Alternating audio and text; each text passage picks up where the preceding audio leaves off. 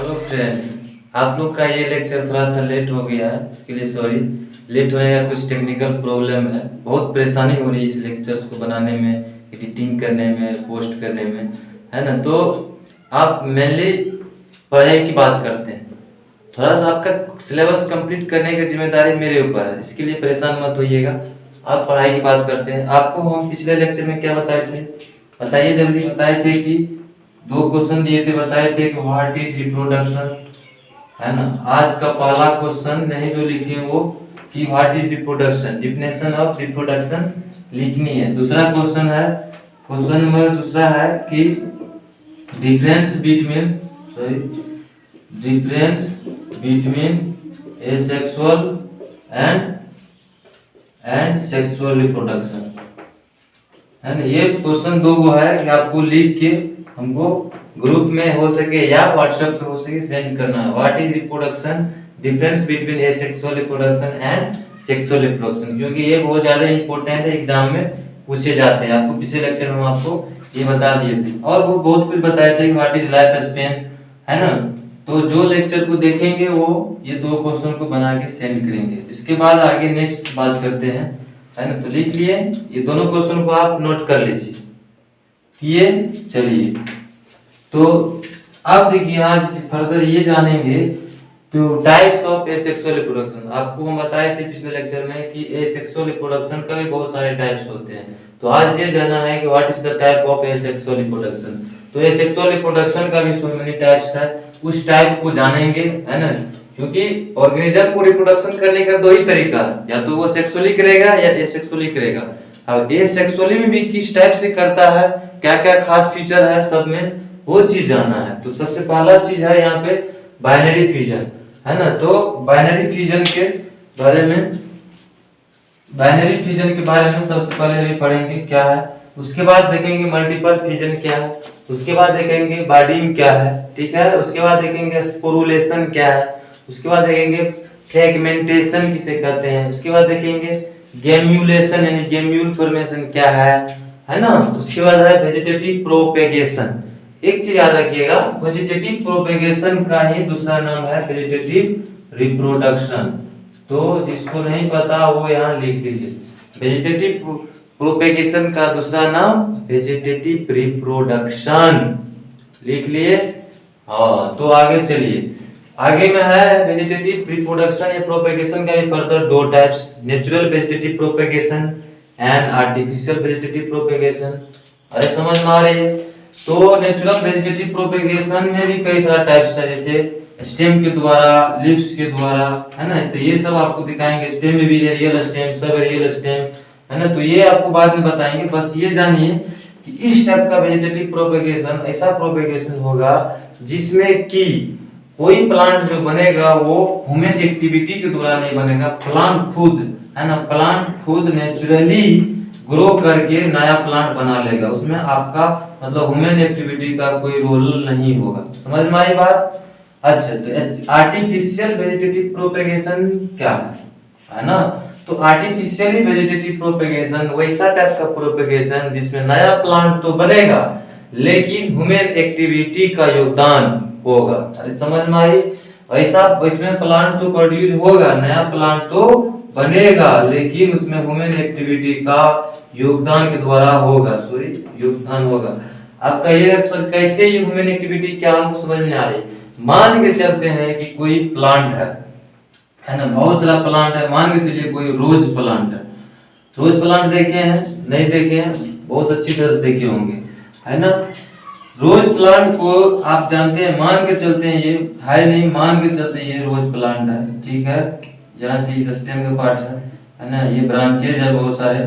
तो मान के चलिए ये सारा स्टेम में, मान के चलिए मेन स्टेम है, इससे कई सारा ब्रांच निकला है। तो क्या आप देखे कभी, जिसको गार्डन में नहीं देखे हैं तो कभी लगाए होंगे, जो उसको जाकर देखिएगा। वो क्या करते हैं कि कोई सा प्लांट को काट के, है ना, और उस प्लांट के कोई सा स्टेम का भाग को काट करके और दूसरे जगह सॉइल के अंदर लगा देते हैं, तो फिर से नया रोज प्लांट वैसा कलर, वैसा सब कुछ वैसा ही आता है और नया प्लांट आसानी से फ्लावरिंग करने लगता है।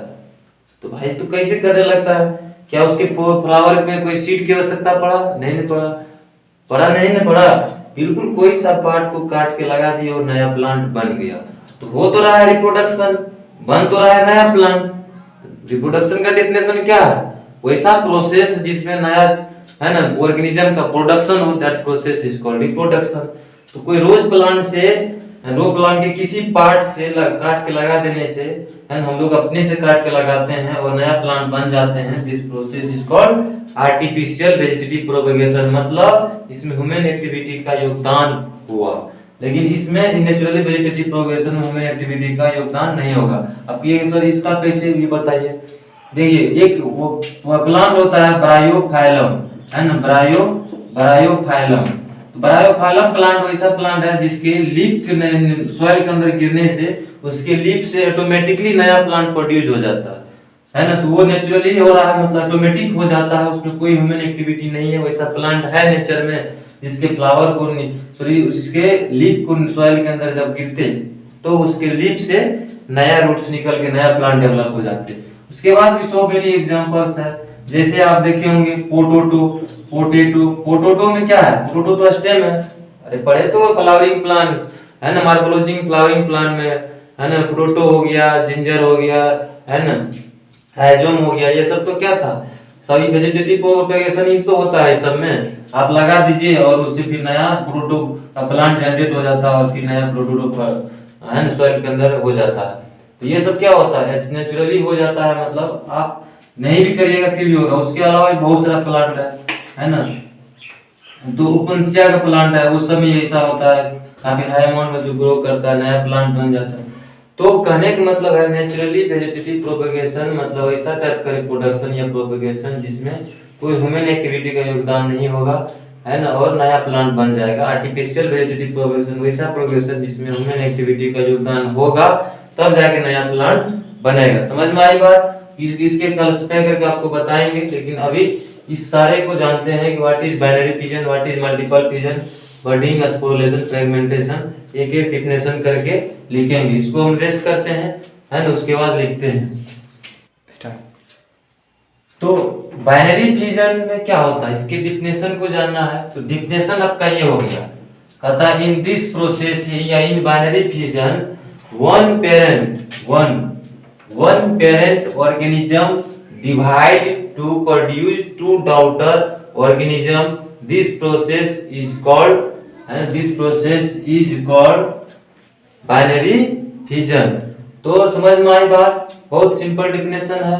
सबसे इंपॉर्टेंट क्वेश्चन आपसे क्या पूछा जाएगा? आपसे ये डिफिनेशन पूछा जाएगा, इसलिए इसको वीवीआई लगा लेना है। तो व्हाट इज बाइनरी फिजन, ये भी एक डिफिनेशन है जो कि 2 नंबर के एग्जाम में पूछे जाते हैं। सबसे दूसरा क्वेश्चन जो नीट के लिए है वो ये है, ये बात नीट के लिए हो गया, ये नीट के लिए वेरी फेमस है ना। बहुत और स्टूडेंट को ये पता होता है कि बाइनरी फिजन सिर्फ अमीबा में होता है, लेकिन एक्चुअली ऐसा नहीं है। Binary fission amoeba, bacteria, Euglena, paramecium type के ऑर्गेनिज्म में भी देखने को मिलता है। इस टाइप का भी ऑर्गेनिज्म बाइनरी फिजन के द्वारा रिप्रोडक्शन करते हैं। तो ये हो गया नीट के लिए, है ना। बोर्ड पे ये सबसे इंपॉर्टेंट लाइन यही है, अमीबा सबसे पूछा जाएगा बाइनरी फिजन किसमें होता है, तो अमीबा में होता है ना। तो ये टाइप ऑफ एसेक्सुअल रिप्रोडक्शन समझ में आई। उसके बाद ये डिफिनेशन आपको बता दिए, जिसका वैसा प्रोसेस जिसमें वन पेरेंट, देखिए वन पेरेंट डिवाइड करके 2 daughter, this is 2 daughter organism, है ना। तो ये आपका डिफिनेशन हो गया जो सबसे इंपॉर्टेंट है। अब इस डिफिनेशन को और ज्यादा क्लियर करेंगे एक फिगर के द्वारा। तो देखिए बहुत, ये फिगर कोई ऐसा वैसा फिगर नहीं है, NCERT का डायग्राम है, इसलिए इसको डायग्राम को लिख के नोट करके दिमाग में स्थापित कर लेना है। स्थापित इसलिए करना है कि डिफिनेशन जब पूछेगा, डिफिनेशन के साथ साथ आप बोर्ड में डायग्राम भी बना दीजिएगा, एग्जामिनर पूरा खुश हो जाएगा, मतलब कॉपी चेक करने वाला आदमी। देखिए बहुत सिंपल सा एक डायग्राम है। देखिए कोई भी ऑर्गेनिज्म है, बहुत छोटा ऑर्गेनिज्म है, यूनिसेलुलर ऑर्गेनिज्म है जो सूक्ष्म आंखों से नहीं दिखता है। इसको कैसे दिखा गया है, माइक्रोस्कोप से स्टडी करके हम लोग है मनपसंद का डायग्राम बना लिए, ठीक है ना, अपने साइज के मुताबिक।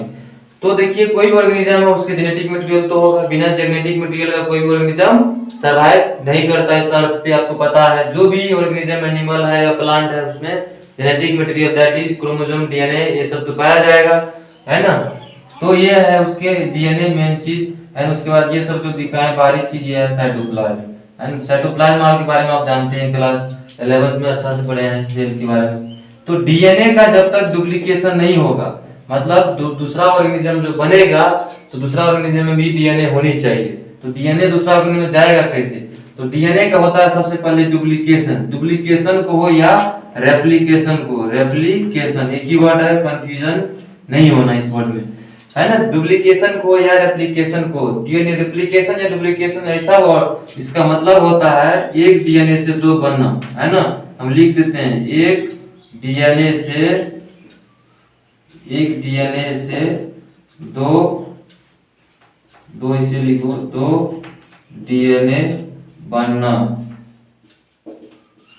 This process is called duplication या डीएनए रेप्लिकेशन। देखिए ये बन रहा है, अब ये डीएनए डुप्लीकेशन रेप्लिकेशन बन रहा है, इस साइड भी डीएनए है, अभी प्रोग्रेस में लगा हुआ, फाइनली बन गया है। तब यहाँ क्या हो गया, सेल डिवाइड किया गया, यानी कि पेरेंट ऑर्गेनिज्म है ना, बॉडी डिवाइड या and body of organism divide. Organism इको की बॉडी ऑफ ऑर्गेनिज्म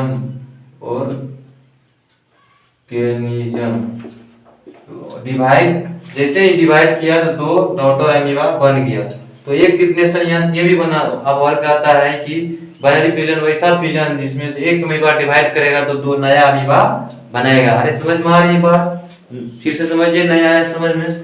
तो ऐसा प्रोसेस जिसमें एक पेरेंट ऑर्गेनिज्म डिवाइड करके दूसरा दो नया पेरेंट ऑर्गेनिज्म या दो डॉटर अमीबा बनाएगा, this process is called binary fusion. तो बाय मतलब दो, वो वाला बाय नहीं, ये वाला बाय, है ना। बाय मतलब दो, है ना, बाइनरी, इसलिए फ्यूजन मतलब बटना। तो मतलब जिसमें दो भागों में चीजों का बटेगा, एक अमीबा बट के दो अमीबा बन जाना, this process is called binary fusion. समझ में आई ये बात? इसको स्क्रीनशॉट लेना है, ले लीजिए, लिखना है, लिख लीजिए। बहुत लोग पिछले क्लास से ही बोलते थे सर आप बोर्ड से हटते नहीं है, स्क्रीनशॉट लेने में दिक्कत होता है, लिखने में दिक्कत होता है। या स्क्रीनशॉट क्या लेना है, पढ़ते समय नोट डाउन कर लेना है कॉपी में, स्क्रीनशॉट लेके क्या करिएगा, बहुत सिंपल सी बात है। फिर भी आप अपने खुशी के लिए स्क्रीनशॉट लेना है तो ले लीजिए, ठीक है, लीजिए, साइड हो गई, ठीक है। अब इसको मिटा के हम फिर से दूसरा बात बताते हैं कि इसके बारे बडिंग वाले प्रोसेस के बारे में या टाइप्स ऑफ बाइनरी फ्यूजन। अब देखिए दूसरा नंबर है बडिंग। आपको पहला बता थे बाइनरी फ्यूजन, अब है बडिंग। बडिंग में सबसे इंपॉर्टेंट क्वेश्चन पूछा जाता है कि सर ये बडिंग प्रोसेस किसमें होता है, बडिंग का सेक्सुअल प्रोसेस किसमें देखने को मिलता है? तो ईस्ट एंड दूसरा ऑर्गेनिज्म है हाइड्रा। क्या बोले हमने? East and hydra. तो अब ये उठता है व्हाट इज बडिंग। तो सबसे पहला ले लिखना है type of sexual reproduction. Budding क्या है? सेक्सुअल रिप्रोडक्शन का एक प्रकार है। इसमें क्या होता है, bud like structure is form and the bud क्या है, bud grow to produce new organism. अब सबसे पहला क्वेश्चन है what is bud. Bud like का स्ट्रक्चर बनता है, बर्ड क्या है? Bud is a unicellular outgrowth mass of cell, है ना। तो आप जो नहीं जानते हैं ये 11th का ही चीज है, लेकिन जान लीजिए अभी 12th में भी।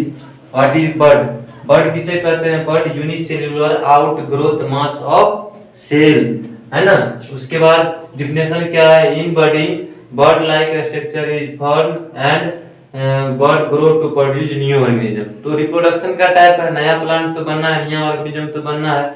तो ये दो ईस्ट एंड हाइड्रा का हमने डायग्राम बनाया है। डायग्राम उतना अच्छा नहीं है, लेकिन एनसीईआरटी में सेम डायग्राम आपका दिया हुआ है एनसीईआरटी बुक में, आप उसको नोट डाउन कर सकते हैं। स्टेप यहाँ से लिख सकते हैं। स्टेप क्या, ये पेरेंट कोई ईस्ट है, ये क्या है, ये पेरेंट ईस्ट है, पेरेंट ईस्ट का ये डीएनए है ना। ये बर्ड ग्रो कर रहा है, ये दिख रहे हैं, ये वाला बर्ड पार्ट ग्रो किया, यही बर्ड बन गया, अब नया बर्ड बन गया। अब नया बर्ड धीरे धीरे इसमें जेनेटिक मटेरियल आ गया, है ना। तो न्यू बर्ड टीएटेज मतलब हट जाना, है ना, हट जाना। टीएटेज मतलब हटना, एटेज मतलब झुकना, तो टीएटेज मतलब है ना टूट जाना या उससे अलग हो जाना। तो नया बर्ड फिर से जैसे ही अलग हो गया, देख लीजिए नया बर्ड अलग हो गया, यहीं से अलग हो जाएगा। और नया बर्ड जैसे ही अलग हो गया तो अब ये नया बर्ड, अब यही नया बर्ड यहाँ से ग्रो करके डॉटर ईस्ट प्रोड्यूस कर गया। तो आप कहिएगा सर इसको होने में तो 2-4 है ना 10 दिन लगता होगा, नहीं, इसको होने में लगभग घंटों 2 घंटों में, मतलब 1 घंटा के अंदर 2 घंटा के अंदर एक नया बर्ड प्रोड्यूस हो जाता है। क्योंकि ये सब क्या है यूनिसेल्युलर, मतलब बहुत छोटा ऑर्गेनिज्म है ना, जो सूक्ष्म आंखों से नहीं दिख सकते हैं, बहुत छोटा कैटेगरी ऑर्गेनिज्म है, और माइक्रो ऑर्गेनिज्म हो गया है ना। तो ईस्ट जैसे कि आप बहुत ज्यादा मात्रा में जब ईस्ट रहेगा तो आपको दिखाई पड़ेगा, लेकिन एक्चुअली वो ईस्ट बहुत ज्यादा रहता है, लेकिन आप एक ईस्ट की बॉडी को देख नहीं पाइएगा, है ना। तो समझ गए।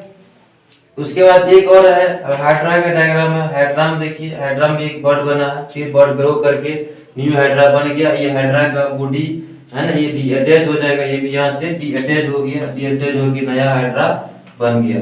तो समझ में आई बात। इस हाइड्रा में जेनेटिक मटेरियल होगा, जैसा हाइड्रा पेरेंट होगा वैसा ही नया हाइड्रा होगा। आपको ये एक लाइन याद है, ये सेक्सुअल रिप्रोडक्शन में क्या बताए थे, ये सेक्सुअल रिप्रोडक्शन वैसा रिप्रोडक्शन है जिसमें कि नया ऑर्गेनिज्म बनते हैं जो कि पेरेंट के जैसा होता है, जिसमें कोई जेनेटिक वेरिएशन नहीं होता। इसका मतलब यही था कि जैसा टाइप का यहाँ पेरेंट हाइड्रा वैसा ही यहाँ डॉटर हाइड्रा ही होगा, जैसा यहाँ पेरेंट ईस्ट था वैसा ही डॉटर ईस्ट होगा, वैसा ही शेप सा कलर का। समझ गए, कोई सा बिल्कुल डिफरेंस नहीं होगा।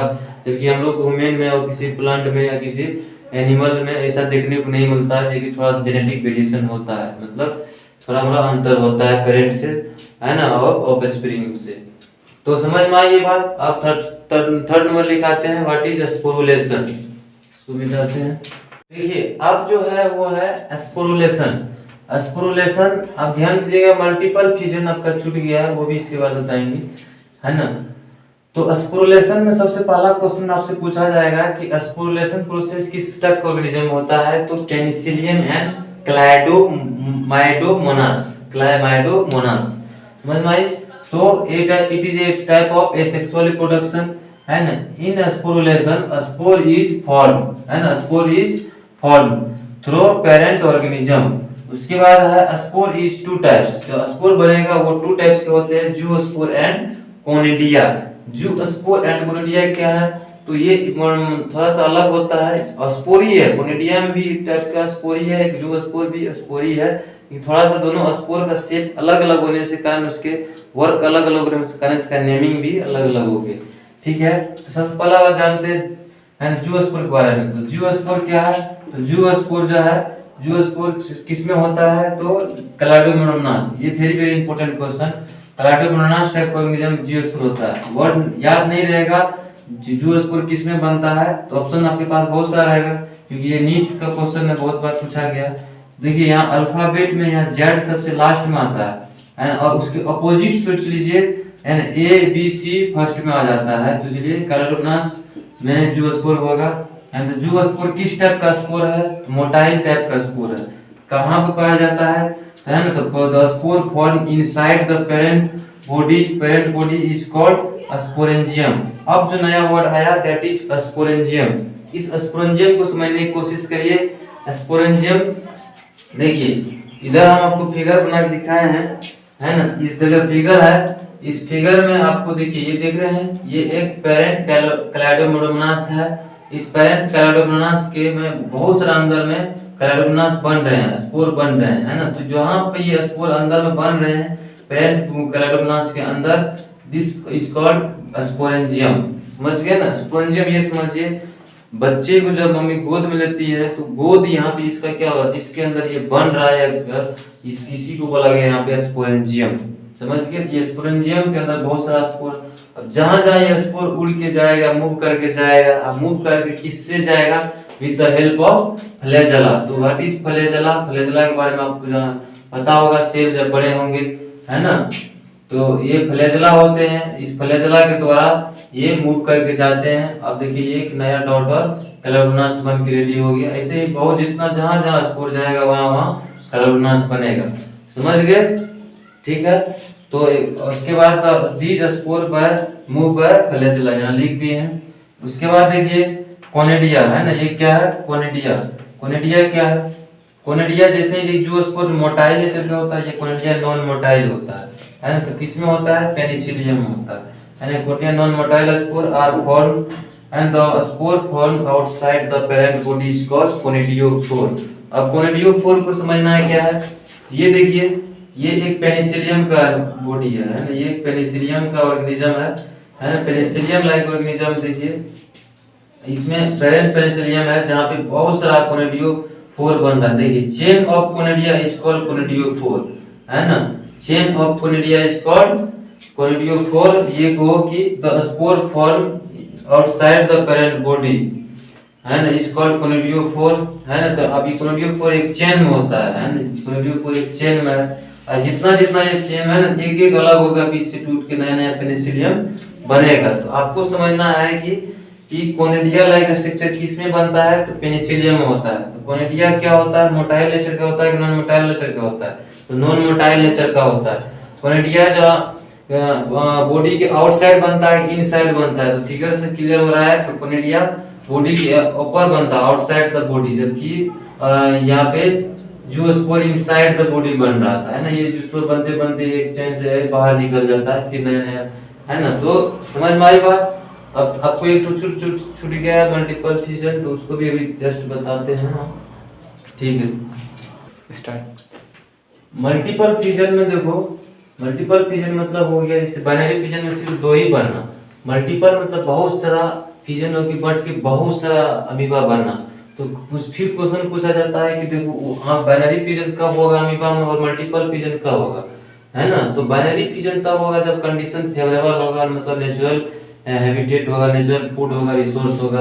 तो condition when condition are unfavourable, unfavourable condition का मतलब हो गया कि टेम्परेचर सही ना होना, उसके बाद टेम्परेचर सही नहीं होना मतलब बढ़ा हुआ होना, उसके बाद ह्यूमिडिटी जो कोई भी ऑर्गेनिज्म को रिप्रोडक्शन करने के लिए जो क्राइटेरिया चाहिए, है ना, टेम्परेचर सही चाहिए, ह्यूमिडिटी सही चाहिए, उसके अलावा फूड, है ना, मतलब फूड रिसोर्स पर्याप्त मात्रा होने चाहिए, तभी तो रिप्रोड्यूस करेगा।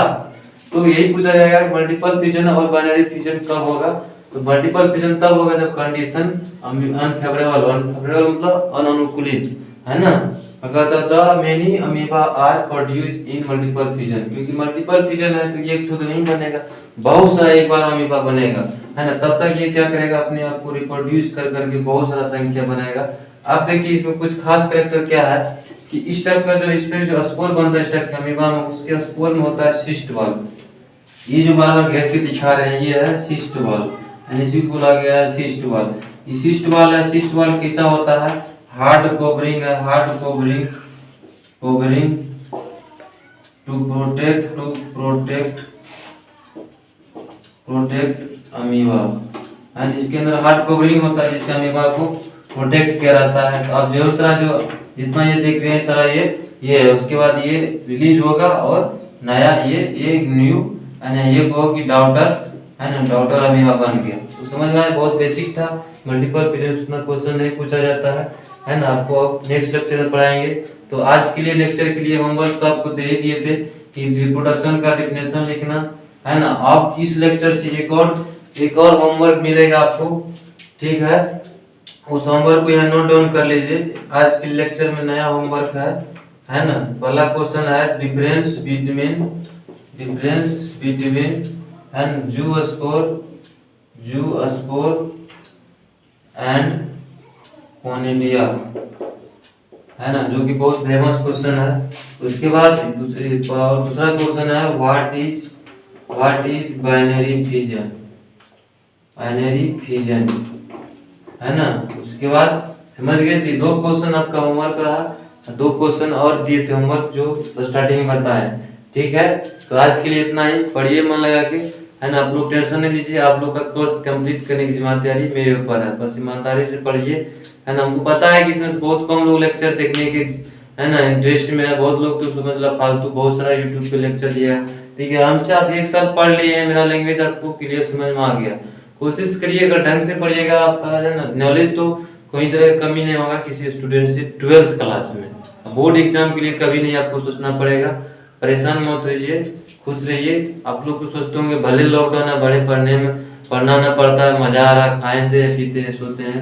अपने करियर के बारे में थोड़ा सा सोचिए प्लीज, 1 मिनट 2 मिनट 4 मिनट सोचिए, है ना। अगर इस टाइप से रहेगा तो मेरा करियर पे क्या असर पड़ेगा, है ना। हम लोग पे तो पड़ ही रहा असर, लेकिन इसके साथ साथ आप लोग भी जानिएगा, तो इसलिए दुआ करिए जल्दी ठीक हो जाए लॉकडाउन, सेफ रहिए, ठीक है ना। अब नेक्स्ट लेक्चर, ओके बाय।